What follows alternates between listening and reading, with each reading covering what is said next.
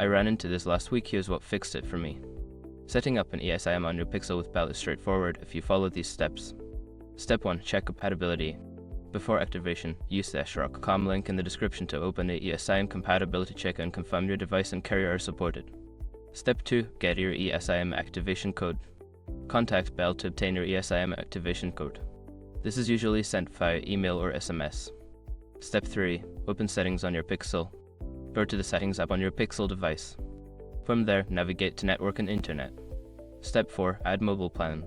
In the network and internet section, tap on add mobile plan. You will be prompted to scan the QR code or enter the activation code manually. Step 5. Follow on-screen instructions. Complete the setup by following the on-screen instructions. Make sure to select your eSIM as the primary line if you have multiple plans. A quick note, if you don't see the Add Mobile Plan option, make sure your device is updated to the latest software version. Enjoy your new eSIM setup.